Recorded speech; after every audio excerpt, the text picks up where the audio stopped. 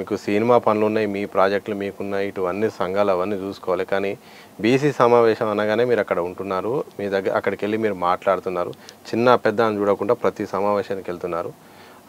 ఏం చెప్తారు సార్, ఎందుకు ప్రతి ఇంత సమయాన్ని మీరు కేటాయిస్తున్నారు? అంటే అదే చెప్పాను కదా నేను, ఇప్పుడు తెలంగాణ మూమెంట్ అప్పుడు జేవోల్ తెలంగాణ దేశం, ఆ రోజు తెలంగాణ మూమెంటు అంటే తెలంగాణ అంటే కొంతమంది తెలియని సమాచారం తెలియని వాళ్ళకి, ఇప్పుడు ఆంధ్ర ప్రాంత ప్రజలకు కావచ్చు, మిగతా ప్రజలకు కావచ్చు, తెలంగాణలో చాలామందికి తెలంగాణ మూమెంట్ అనే క్వశ్చన్ ఉంది. ఓకే, తెలంగాణ సమాజంలోనే చాలామందికి తెలంగాణ సినిమా తీయడానికి ముందు నాతోనే చాలామంది ఎందుకు ఈ తెలంగాణ మూమెంట్ ఎందుకు తిరుగుతున్నావు అని అడిగారు. ఉస్మానికి ఎందుకు పోతున్నావు, అటు ఎందుకు పోతున్నావు అని మా బంధువులు కావచ్చు, వీళ్ళు కావచ్చు. అంటే అసలు తెలంగాణలో ఉన్న వాళ్ళకి చాలామందికి ఎందుకు తెలంగాణ అని తెలియట్లేదు.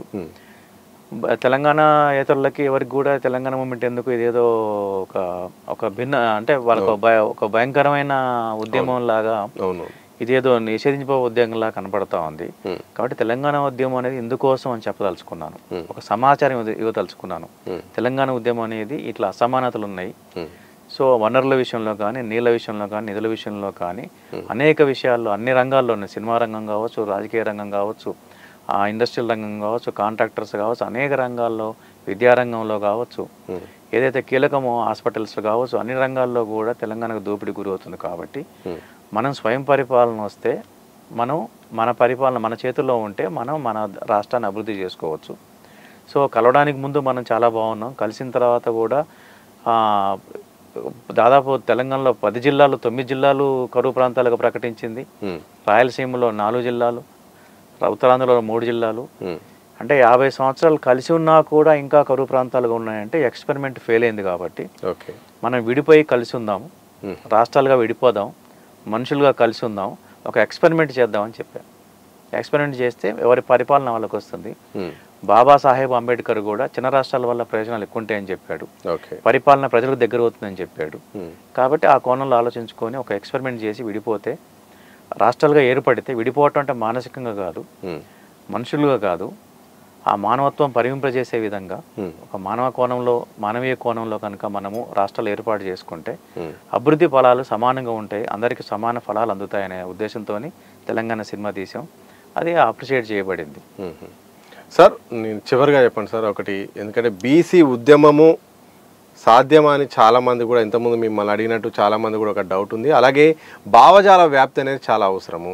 ఎందుకు ఈ బీసీ ఉద్యమం అనేది ఇప్పుడున్న జనరేషన్కి మరి భావజాల వ్యాప్తి లేకుండా ఉద్యమం నిలబడాలంటే చాలా కష్టం. అంటే సమస్య ఎక్కడున్నది, ఎక్కడ వస్తుంది అనే సందర్భం చాలా అవసరం. కానీ ఇప్పుడు అంతా టెక్నాలజీ అని చెప్పి అందరూ ఉద్యోగాల్లో పడిపోయారు, మొత్తం వ్యాపారాల్లో పడిపోయారు. ఇప్పుడున్న సందర్భంలో ఉద్యమము బలంగా తయారు కావాలంటే ఈ వ్యాప్తి ఎలా సాధ్యమవుతుంది, ఎలా నిలబడుతుంది? ఇప్పుడు ఇంకా గతంలో కంటే ఇప్పుడు ఇంకా స్పీడ్గా ఉంటుంది. అంటే సోషల్ మీడియా వచ్చింది, యూట్యూబ్ ఛానల్స్ కానీ, సో మీడియా అంతా కూడా డైవర్ట్ కాకుండా ఏది న్యాయమో ఏది నిజమో అది చెప్పగలిగితే ఖచ్చితంగా ఇప్పుడున్న జనరేషన్ కనెక్ట్ అవుతుంది. సో ఈ స్పీచ్లు కానీ, మేధావులు కానీ, బీసీ సంఘ నాయకులు కానీ ఒక మేలుకొల్పోయే విధంగా కనుక వాళ్ళ ఆలోచన విధానం, వాళ్ళ ప్రజెంటేషన్, వాళ్ళ డైరెక్షన్ ఉంటే ఖచ్చితంగా కూడా యూత్ కానీ, మేధావులు, యూత్ అందరు కనెక్ట్ అవుతారు. 100% దాంట్లో డౌట్ ఏం లేదు, ఇది వచ్చి తీరుతుంది. దానికోసం కొట్లాడతాం. సో 2 క్వశ్చన్స్ చివరిగా, ఒకటి 42% రిజర్వేషన్లు సాధ్యమా, ఒకటి అలాగే బీసీ రాజ్యాధికారం అనేది సాధ్యమా? ఎందుకు కాదు, మీకు రిజర్వేషన్లు వస్తే ఎక్కువ శాతం బీసీ, ఎస్సీ, ఎస్టీ, బీసీలు ఉంటాయి, ప్రాతినిధ్యం ఉంటుంది. ప్రాతినిధ్యం వాళ్ళదే ఎక్కువ ఉంటుంది కదా. సీఎంలు పిఎంలు వాళ్ళే అవుతారు కదా. ఇప్పుడు బీజేపీ పార్టీ కులగన చేస్తూ ఉంటుంది కదా. కులగన చేసి దేశం అంతా కూడా ఎస్సీ, ఎస్టీ, బీసీల పర్సంటేజ్ ప్రకారము 90% ఉన్న వాళ్ళను సీఎం ఎన్నుకుంటారు కదా, 90% ఉన్న వాళ్ళు పిఎం ఎన్నుకుంటారు కదా. సాధ్యమే కదా, అది రాజ్యాంగం కదా, అది రాజ్యాంగ హక్కు కదా. సో డెఫినెట్గా సాధ్యం అవుతుంది. ఆ కోణంలో ప్రయాణం చేయాలి. ఇప్పుడు తెలంగాణలో వచ్చే 17 సీట్లతో తెలంగాణ రాష్ట్రం వస్తుందని అడిగారు. మనకున్న 17 ఎంపీలు ఎంఐఎం ఎట్లాగో సపోర్ట్ చేయట్లేదు, ఆమె సమైకాంధ్ర అన్నారు ఆ రోజు. సో 16 ఎంపీలు, 540 పైన ఎంపీలని 16 ఎంపీలు ఇన్ఫ్లుయెన్స్ చేయగలుగుతారని అడిగారు. వాస్తవమే కదా. 16 ఎంపీలు ఏం చేస్తారు? 16 ఎంపీలు ఏం చేయలేరు కదా. మరి 540 ఎంపీలని మీరు వాళ్ళని ఎట్లా మీరు సమానపరచగలుగుతారు, వాళ్ళని ఎట్లా మీ వైపు తిప్పుకోగలుగుతారు, వాళ్ళు ఎట్లా మిమ్మల్ని సమర్థిస్తారు? ప్రత్యేక రాష్ట్రం అంటే బోల్డెన్ డిమాండ్లు ఉన్నాయి. ఇప్పుడు విదర్భ ఉంది, రకరకాల డిమాండ్లు ఉన్నాయి. ఆ రోజుకి కూడా ఇన్ని డిమాండ్లు ఉన్నాయి భారతదేశంలో, మీకెందుకు ఇస్తారు? మీకు ఉన్నదే 16 ఎంపీలు అన్నారు. మరి ఆ 2 ఎంపీలే కదా సినిమా చూపించి తెలంగాణ తీసుకొచ్చారు. సో ఆ రోజు సోనియా గాంధీ గారు సీరియస్గా తీసుకోవటం దీన్ని, ఆమె నేను ఇచ్చిన మాటకి కట్టుబడి ఉంటాను అనే దాంట్లోనే ఆమె సీరియస్గా తీసుకుంది. నిజంగా ఆమె త్యాగం. ఎందుకు త్యాగం అంటే తెలంగాణ ఇస్తే అక్కడ 25 ఎంపీలు, అక్కడ నష్టపోతామని తెలుసు, ఇక్కడ 17 ఎంపీలు, కానీ 25 ఎంపీల్లో 0 వస్తుందని కూడా తెలుసు ఆమెకి. ఇప్పుడు రాజకీయ కోణంలో ఆలోచించినప్పుడు 25 మంది ఎంపీల కంటే 17 ఎంపీలు తక్కువ, 16 ఎంపీలు తక్కువ. సో నేను అక్కడెందుకు నష్టపోవాలి అనేది ఆలోచించకుండా మాటిచ్చాను. ఇది న్యాయమైనది. 2 విషయాలు ఉన్నాయి. ఇది న్యాయమైన పోరాటము, నేను మాటిచ్చాను. సో అందుకోసం నిర్ణయం తీసుకుంది. ఆమె డిలే చేయటంలో, డిసెంబర్ తర్వాత డిలే చేయటంలో చాలా ఆత్మహత్యలు జరిగినాయి. అది చాలా నష్టం చేసింది తెలంగాణ సమాజానికి. సో ఆ డిలే చేయటం ఇంకా చేస్తే ఇంకా నష్టం జరుగుతుందని భావించింది. ఆ డిలే అవ్వటానికి కారణం కూడా రాష్ట్ర నాయకులే, రాష్ట్ర కాంగ్రెస్ నాయకులే. ఈ రాష్ట్ర కాంగ్రెస్లో నాయకుల్లో సిన్సియర్గా పోరాడింది ఒక 4-5 మిగతా అంతా అటు కాకుండా ఇటు కాకుండా ఉన్నారు కదా. మిగతా ఇవ్వాలా లేదని అంటే మొక్కుబడికి ఇవ్వాలన్నారు తప్ప సీరియస్గా ఎవరు ఫైట్ చేయలే కదా, ఒక 4-5 తప్ప. ఆ 4-5 చాలా సీరియస్గా ఫైట్ చేసారు, వాళ్ళు సిన్సియర్ చేయాలనుకున్నారు. సోనియా గాంధీ గారి దగ్గర తిరిగిర్రు, ఆమెను కన్విన్స్ చేయడానికి ట్రై చేసిర్రు, పార్లమెంట్లో ఎదురు తిరిగి మాట్లాడినరు. ఇన్ని జరిగినాయి. పేపర్స్ కూడా గురైపోయింది కదా, ఇన్ని జరిగినాయి. సో అంటే అది నిర్ణయం జరిగిన తర్వాత, వన్స్ ఇంక పార్టీ నిర్ణయం చేసి సోనియా గాంధీ గారు ఎస్ అన్న తర్వాత, దాని ముందు ఆమెను ఎస్ అనిపించడం కోసము ఆమెకు కోపం వస్తే, అధిష్టానానికి కోపం వస్తే మా పదవులు ఊడితే అని కూడా తెలుసు కదా తెలంగాణ కాంగ్రెస్ నాయకులకి, ఎంపీలకి. మా పదవులు ఊడిపోయినా పర్లేదు, 4-5 బయటకు వచ్చారు, కానీ మిగతా 10 మంది రాలే కదా బయటికి.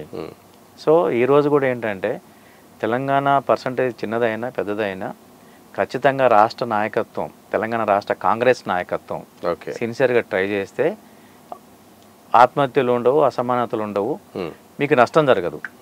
కాంగ్రెస్ నాయకులకి రాష్ట్ర ప్రభుత్వాన్ని కానీ లేకపోతే కేంద్ర అధిష్టానానికి, కాంగ్రెస్ పార్టీ అధిష్టానానికి నేను చెప్పదలుచుకుంది ఏంటంటే, మీరు తెలంగాణ చంద్రబాబు నాయుడు గారిని తట్టుకోలేక, ఆ 2020 విజన్ని మీరు ఫేస్ చేయలేక, ఇప్పుడు కాకపోతే రాష్ట్రంలో కాంగ్రెస్ అనేది రాదు ఉమ్మడి రాష్ట్రంలో. కాబట్టి తెలంగాణ రాష్ట్ర సమితితో కలిస్తే తెలంగాణ అంశాన్ని ఎత్తున పెట్టుకుంటే తెలంగాణ ఇస్తామని చెప్తే కనీసం మెజార్టీ ఇక్కడ వస్తాయి. సో దాంతో గవర్నమెంట్ ఫామ్ చేయొచ్చు అని కాంగ్రెస్ పార్టీ ఆ రోజు తెలంగాణ నిర్ణయం తీసుకుని, తెలంగాణ రాష్ట్రం ఏర్పాటు చేస్తాను నిర్ణయం తీసుకొని కాంగ్రెస్ పార్టీ టీఆర్ఎస్ పార్టీతో కలిసి పోటీ చేసింది. సో స్టేట్ ఫామ్ చేసింది, కాంగ్రెస్ పార్టీ రాజ్యంలోకి వచ్చింది. రాజశేఖర రెడ్డి గారు దానికి వ్యతిరేకం అనేది అందరికీ తెలుసు, ఆయన మాటలు, ఆయన కార్యాచరణ కూడా. సో ఆ 5 సంవత్సరాల పరిపాలనలో వాళ్ళు తెలంగాణ ఇవ్వాలనుకుంటే ఇవ్వగలుగుతారు, ఎందుకంటే రాష్ట్రంలో కేంద్రంలో వాళ్ళే ఉన్నారు, కానీ ఇవ్వలేదు. సో ఆ అసహనం, ఆ మాట ఇచ్చిన తీరు, ఆ మాటకి కట్టుబడి ఉండట్లేదు అనేది, తర్వాత టీఆర్ఎస్ పార్టీని విలీనం చేసుకోవడానికో డిస్టర్బ్ చేయడానికో చేసే ప్రయత్నాలు, ఇవన్నీ కూడా ప్రజల దృష్టిలో ఉన్నాయి. ప్రజలు గమనిస్తారు. ప్రతిరోజు ఎవడో బయటకు వచ్చి మాట్లాడాడు, గమనిస్తారు. ఎందుకంటే గమనించరు కాబట్టే ప్రభుత్వాలు మారుతాయి. లేకపోతే ఒకే పార్టీ ఉంటది కదా. ఇప్పుడు దేశంలో అన్ని రాష్ట్రాల్లో ప్రభుత్వాలు మారాయిగా, ఒకే పార్టీకి ఎప్పుడు అవకాశం లేదు కదా. కొన్ని పార్టీలు చాలా మంచి పార్టీలు అయితే ఎక్కువ కాలం మనుగడదు సాధిస్తాయి, లేదనుకుంటే 5 సంవత్సరాలు దించేస్తారు, లేకుంటే 10 సంవత్సరాలు దించేస్తారు. సో ప్రజలు గమనిస్తారు, వాళ్ళు ఎప్పుడు సమానం చెప్పాలో, ఎప్పుడు బుద్ధి చెప్పాలో, ఎప్పుడు హక్కును చేర్చుకోవాలో వాళ్ళకి అర్థమవుతుంది. ఎందుకంటే చెప్తాం కదా, హంస పాలన నీళ్ళను విడదీసి తాగుతుందని.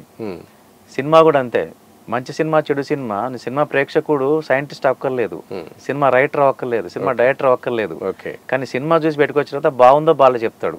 బాగుందో బాగా చెప్పడానికి జ్ఞానం అక్కర్లేదు, తనకున్న ఇన్బిల్ట్ నాలెడ్జ్ చాలు. తను ఆస్వాదించగలిండా లేదా, తను ఐడెంటిఫై చేసుకోలేకపోయాడా, ఇది చాలు.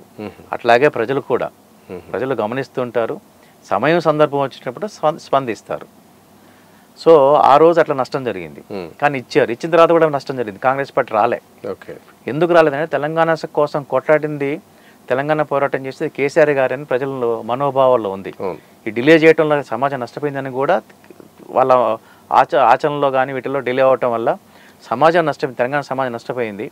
ఈ తెలంగాణ వనరులు యువకులు నష్టపోయారు, యువకులు ఆత్మహత్య బలిదానాలు చేస్తున్నారనే ఒక గాయం వాళ్ళు వెంటాడి టీఆర్ఎస్ పార్టీని గెలిపించారు.